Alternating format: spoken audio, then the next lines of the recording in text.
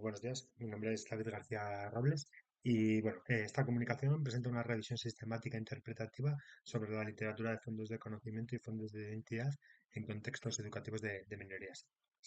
Siguiendo las recomendaciones Prisma, se analizaron 15 artículos que cumplen con los criterios de inclusión, tras la búsqueda en Scopus, Web of Science y EDI.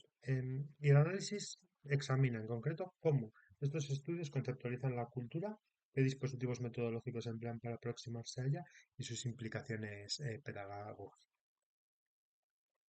El interés en esta investigación surge dado que en la actualidad el alumnado perteneciente a minorías étnicas continúa experimentando procesos de discriminación, menos sentido de pertenencia escolar y formas diversas de desventaja institucional, factores que se asocian negativamente con el bienestar y con los resultados eh, académicos.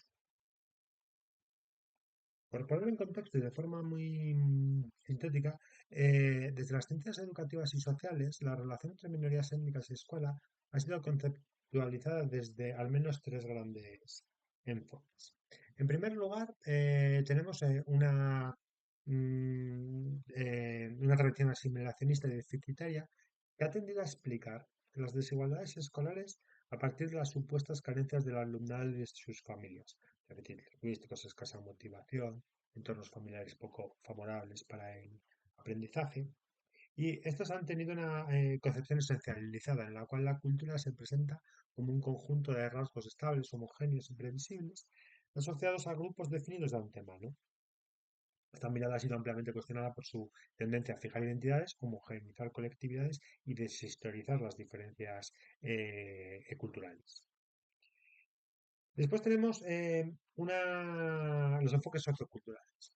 Los enfoques socioculturales han cuestionado tanto la lógica del déficit como las visiones estáticas de la diferencia cultural, subrayando que la experiencia escolar de las minorías étnicas dependen de cómo se construyen las relaciones entre escuela, comunidad y familia. En esta línea, el sentido de pertenencia escolar aparece como un indicador clave, no solo del desajuste subjetivo del alumnado, sino también del grado en el que la institución escolar es capaz de reconocer la diversidad sin convertirla en estigma.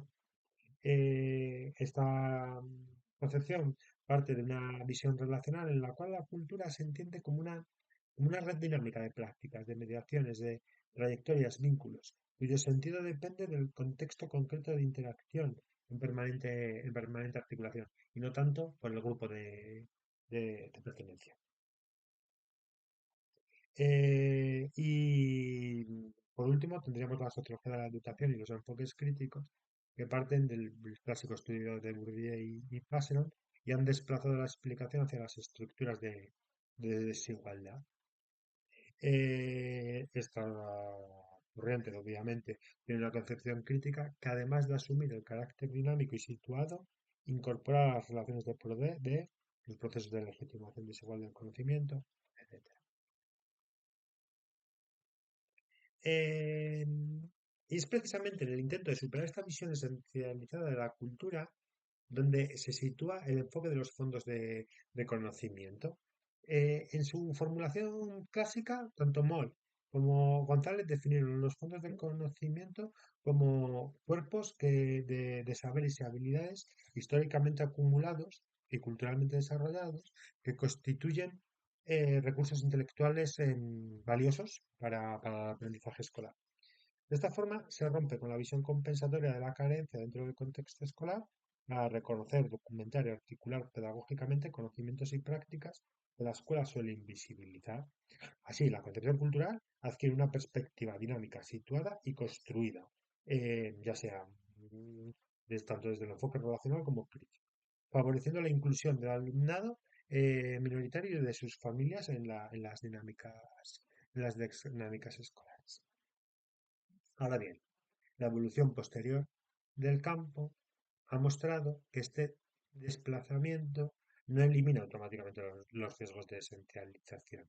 Diversos estudios sí que han advertido de que el concepto de fondos de conocimiento ha experimentado tanto desplazamientos teóricos como usos pedagógicos diversos y que su potencial crítico puede debilitarse cuando se transforma en una categoría celebratoria descontextualizada o aplicada de forma simplificada.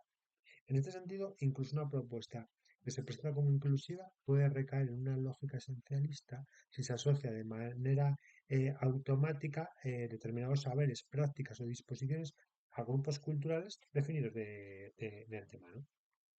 En ese sentido, la pregunta que ha guiado la investigación es cómo se conceptualiza la cultura en la literatura de fondos de conocimiento y fondos de identidad en contextos de minorías y en qué medida dichas conceptualizaciones reproducen, matizan o cuestionan visiones esencializadas, lo que me parece fundamental. Lo primero que cabe destacar es que la literatura revisada no se organiza en términos generales en torno a una concepción estética o sustancialista del arte. Esto es lógico. De hecho, 8 artículos tienen una concepción relacional y 7 crítica. Si bien los límites no siempre están claros, y esto no quiere decir que no se corra el riesgo de esencialización a pesar de su concepción inicial. Bueno, la visión relacional pues, surge principalmente en aquellos estudios que intentan dar respuesta al déficit cultural, es decir, se preguntan por la interacción comunidad, familia, escuela. La concepción crítica en aquellos que analizan explícitamente la escuela como institución hegemónica. El predominio de las concepciones relacional y crítica, por tanto, no implica, como ya he comentado, la desaparición automática de los riesgos de esencialización y reificación.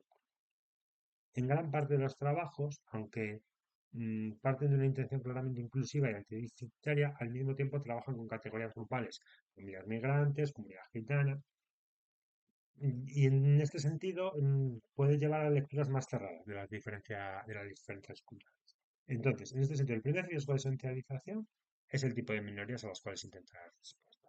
En este sentido, distinguimos entre minorías locales, es decir, minorías étnicas no migratorias, y minorías étnicas migrantes, teniendo un mayor riesgo de esencialización aquellos que intentan dar respuesta a las primeras.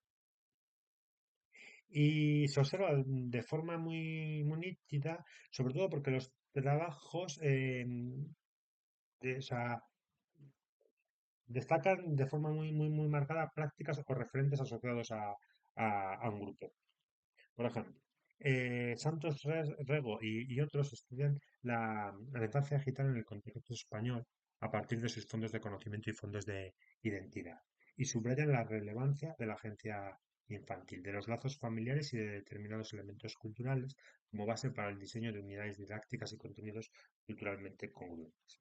Si bien el artículo parece que permite acceder a fondos culturales del alumnado, lo que realmente se produce son narrativas situadas mediadas por el contexto escolar, la interacción con investigadores, las expectativas del proyecto y categorías previamente definidas que se interpretan como manifestaciones de la cultura gitana, lo que produce que, en vez de entender los fondos de conocimiento como co-construcción metodológica que intenta mejorar la relación escuela, familia y cultura, lo conciben como una práctica de descubrimiento de inventarios culturales relativamente estables.